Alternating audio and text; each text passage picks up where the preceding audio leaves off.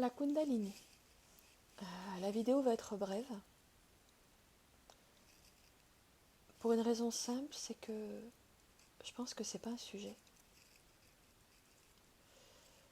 Dans mon parcours de chercheuse spirituelle, j'ai rencontré un bon nombre de personnes qui avaient l'air un peu obsédées par cette histoire de Kundalini, de montée de Kundalini, de je sais pas quoi.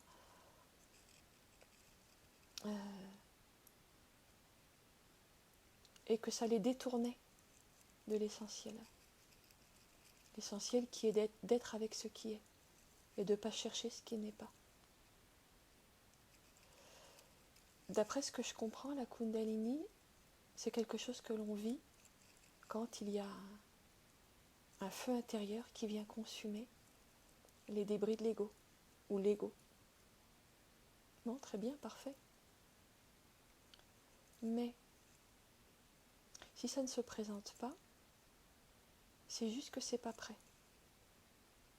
Parce que ce que je comprends de cette expérience, c'est qu'elle est quand même assez intense. Si ça ne se présente pas dans votre expérience, c'est que vous n'êtes pas prêt. Et peut-être que ça ne se présentera jamais parce que vous n'en aurez jamais besoin. Parce que ça se fera autrement. Ça, j'en sais rien. Mais ce qui est sûr, c'est que l'obsession d'aller chercher l'expérience de l'éveil de la Kundalini, pour moi, c'est vraiment mettre la charrue avant les bœufs. C'est rechercher l'effet secondaire au lieu de rechercher la chose en elle-même. Je veux dire par là que d'après ce que j'en comprends, l'éveil de la Kundalini, c'est un effet secondaire du basculement de l'ego vers la conscience universelle. C'est un effet secondaire. C'est pas une fin en soi. Ça arrive au moment juste, quand c'est approprié, si c'est approprié.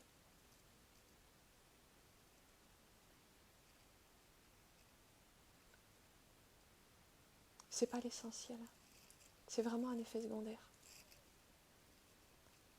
Voilà. Donc je n'évoque jamais la question de la Kundalini dans mes vidéos où pourtant je parle de chemin de conscience, qui est aussi une façon de parler de chemin d'éveil, hein, même si je me méfie un peu du mot éveil.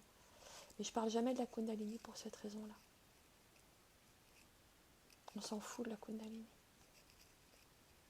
Si ça doit se vivre, ça se vivra. Si ça ne doit pas se vivre, ça ne se vivra pas.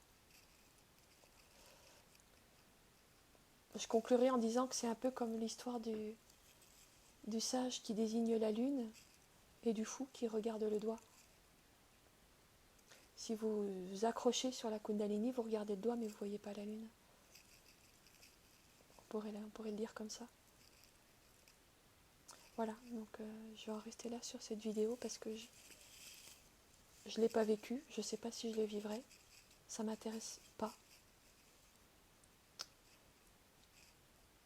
Et je ne dis pas que c'est pas intéressant, mais pas en tant que chose à rechercher. C'est intéressant dans le sens où c'est utile si ça se présente, mais c'est pas intéressant si c'est une nourriture pour le mental. Voilà ce que j'avais à dire sur la question.